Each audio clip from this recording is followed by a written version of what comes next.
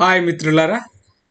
So ఇప్పటి వరకు మనం ఫస్ట్ యాక్టివిటీ వేర్ హౌస్లో ఇంపార్టెంట్ యాక్టివిటీ ఏంటంటే వట్టి ఖాళీ గోడౌన్ పెట్టుకుంటే ఏం లాభం లేదు కదా. సో అందులో మనం మెటీరియల్తో నింపాలి, ప్రోడక్ట్స్తో నింపాలి. అంటే మనం ఆర్డర్ చేయాలి. ఆర్డర్ చేస్తే వచ్చిన వాటిని స్టోర్లో పెట్టినాం. ఓకే, వేర్ హౌస్లో పెట్టాం. వేర్ హౌస్లో పెట్టి ఏంటి పూజ చేసుకుంటాం, ఆరతిస్తామా? వాటిని అమ్మాలి కదా మనం. సో వాటిని మనం కస్టమర్ దాకా చేరేట్టు చేయాలి కదా. సో ఆ పార్ట్ మనం ఇప్పుడు నేర్చుకోబోతున్నాం. That is second activity. So ఇంతకుముందు ఇది అయిపోయిందండి. Now receive order and ship material to customer. అంటే ఇక్కడ అన్ని ఉన్న వాటిని మనకు ఆర్డర్ రాగానే ఇలా షిప్ చేయడం. ఎలా, ఇందులో ఏమేమి ఉంటాయి అవి మనం తెలుసుకుందాం.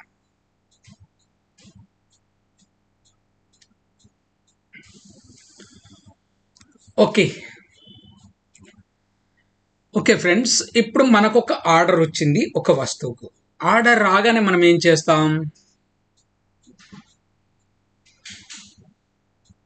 మనం మెటీరియల్ పంపించాలి. ఒక ఆయన కొన్నాడు, కొనగానే మనం ఏం చేయాలి? ఆయనకు వస్తువు పంపాలి కదా. ఆయనకు వస్తువు పంపాలంటే ఏం చేయాలి? అది ఇప్పుడు నేర్చుకోబోతున్నాం.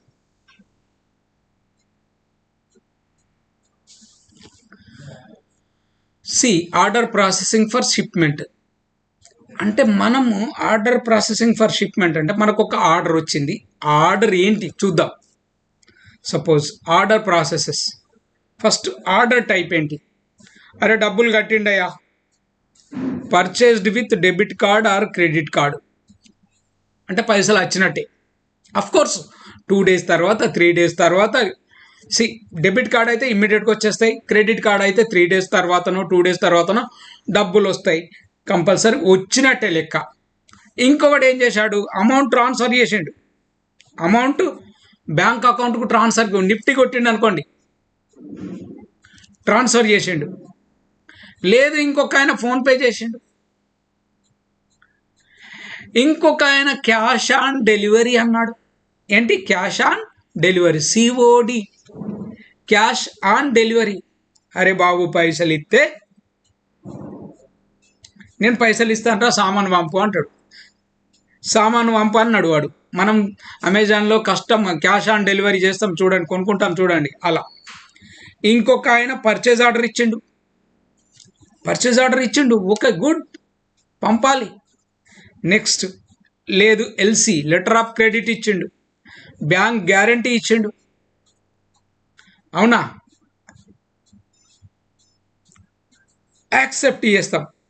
అంటే మన కంపెనీలో సేల్స్ డిపార్ట్మెంట్ వాళ్ళు చూస్తారు ఈ పని. ఎవరు? సేల్స్.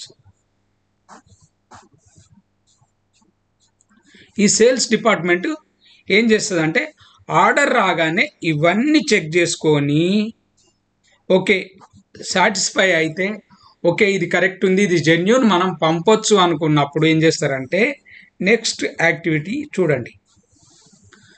ఏం చేస్తారు? Next prepares invoice, prepares pick list. అంటే ఏమేమి తీసుకోవాలో ప్రిపేర్ చేస్తారు. Next prepares delivery note with address. అంటే ఎక్కడికి ఎవరికి పంపాలో ఆయన అడ్రస్ కొన్న వ్యక్తికి పంపించాలి కదా. ఆయన అడ్రస్ కూడా అంటే డెలివరీ నోట్లో రాస్తారు, అది ఆల్రెడీ వచ్చేస్తుంది ఆటోమేటిక్గా. ఇప్పుడు ఏం చేస్తాడు? ఇంకొక పర్సన్ ఉంటాడు, ఈ పిక్కర్ ఏంటి? పిక్కర్ పని ఏంటి? ఆయన picker receives the pick list. ఈయనకు పిక్ లిస్ట్ వస్తుంది. పిక్ లిస్ట్ అంటే ఏమేమి తీయాలి మన స్టోర్లోంచి, ఈయనకు లిస్ట్ వస్తుంది. ఈ లిస్ట్ రాగానే ఆయన పిక్స్ ద మెటీరియల్. ఇగో ఇలా ఒక్కొక్క మెటీరియల్ తీసుకుంటాడు. Checks for any physical damages if any. ఏమైనా డ్యామేజ్ అయినాయా? ఒక్కొక్కసారి పెట్టేటప్పుడు ఫోర్క్లిఫ్ట్తో పెట్టేటప్పుడు డ్యామేజ్ కావచ్చు, లేకపోతే సరిగ్గా ఎనీథింగ్ కెన్ హ్యాపెన్. అన్నీ జరగడానికి అవకాశాలు ఉంటాయి. సో జాగ్రత్త. ఈయన దించేటప్పుడే పడిపోవచ్చు కదా. ఎన్ని చూడండి, ఇప్పుడు మీ కళ్ళ ముందే చెప్తున్నాను. There are many chances. ఇంకొకటి, క్వాలిటీ చెక్ చేసుకుంటాడు. అరే బాగుందా, వస్తువు మంచిగా ఉందా, ఏమైనా డ్యామేజ్ అయిందా. And quantity required. Suppose 50 order వచ్చినాయి కానీ మన దగ్గర 30 ఉన్నాయి, మరి ఎలా. ఓకే, 50 ఉన్నాయా లేదా, సఫిషియెంట్గా ఉన్నాయా లేదా చూసుకుంటాడు. As per the pick list ప్రకారం అన్నీ ఈయన అరేంజ్ చేస్తాడు. పిక్ లిస్ట్ ప్రకారం ఈయన మొత్తం అరేంజ్ చేస్తాడు. అరేంజ్ చేసుకొని ఏం చేస్తాడు, పిక్ లిస్ట్ ప్రకారం అరేంజ్ చేసుకుంటాడు. ఈ పిక్కర్ చూడండి, మన వేర్ హౌస్లో రిసీవర్ ఒక డ్యూటీ, పిక్కర్ ఒక job role, inventory clerk job రోలే, పర్చేసింగ్ డిపార్ట్మెంట్ ఒక జాబ్ రోలే, పర్చేసింగ్ ఆఫీసర్ అంటే వాడి పని ఏంటి, మొత్తం పర్చేసింగే చేస్తాడు. అర్థమైందా. సో నెక్స్ట్ పిక్కర్, ఈయన ఏం చేస్తాడు, ఈ విల్ పిక్ ద మెటీరియల్. అంటే తనకు వచ్చిన లిస్ట్ను పట్టుకొని ఒక్కొక్కటి, ఒక ల్యాప్టాప్, ఒక మౌస్, లేకపోతే ఒక కీబోర్డ్, లేకపోతే ఇంకొకటి ఓ మౌస్ ప్యాడ్, ఇలా డిఫరెంట్ ఐటమ్స్ ఒక లిస్ట్ వచ్చింది అనుకోండి, ఆ లిస్ట్ అన్నింటిని తీసుకొని పిక్ చేసుకుంటాడు. పిక్ చేసుకునే వ్యక్తిని మనం ఏమంటాం, పిక్కర్. Wear house picker. ఓకేనా. ఈయన పిక్ చేసుకున్నాడు. పిక్ చేసుకున్న తర్వాత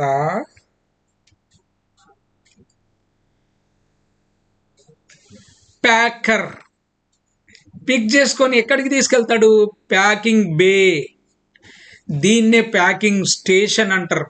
ఏం లేదు, ఒక పెద్ద టేబుల్, అక్కడ మొత్తం ప్యాక్ చేసేందుకు కావాల్సిన కాటన్ డబ్బాలు వివిధ సైజుల్లో ఉన్నవి, ఇలా ప్యాకింగ్ కోసం ఉపయోగించేది.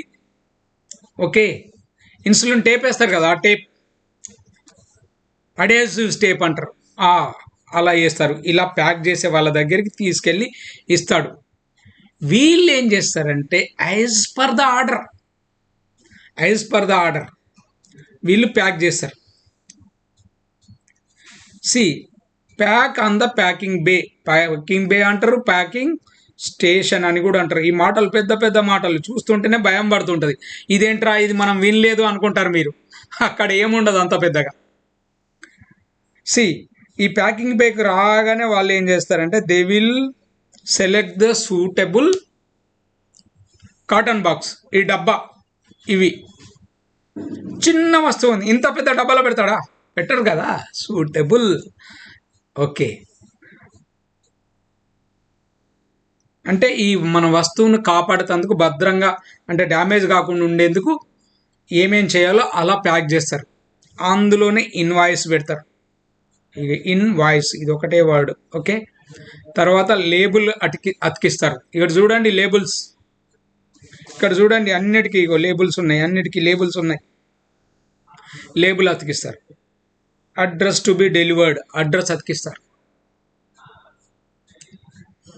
ఏంటండి ఇన్ని పనులు ఉంటాయా? అవును కదా, మరి ఊరికి అయిపోతుందా ఏంటి? సో మనకు మెటీరియల్ రాగానే, మనకి ఇక్కడ ఆర్డర్ రాగానే మనం ఏం చేసినాం, ఓకే ఆర్డర్ ఓకే ఉందనుకున్నప్పుడు పిక్కర్కి ఒక లిస్ట్ వస్తుంది. ఆ పిక్కర్ ఏం చేస్తాడు, ఆ లిస్టును పట్టుకొని ఆ వస్తువులన్నింటిని ఒక్కొక్కటి కలెక్ట్ చేసుకొని వచ్చి ఎక్కడికి, ప్యాకింగ్ స్టేషన్, ప్యాకింగ్ బే. ఈ ప్యాకింగ్ బేకి తీసుకొచ్చి వాళ్ళకి ఇస్తారు. వాళ్ళు ఏం చేస్తారు, ఈ ప్యాకింగ్ బేలో ఉన్న వాళ్ళు ప్యాక్ చేస్తారు. ప్యాక్ చేసే ముందు అందులో ఇన్వాయిస్ పెడతారు, అడ్రస్ టు బి డెలివర్డ్, అవన్నీ లేబుల్స్ అతికిస్తారు. పక్కా అతికిచ్చి ఏం చేస్తారు, ప్యాక్ కంప్లీట్ చేస్తారు ఈ ప్యాకింగ్ స్టేషన్లో.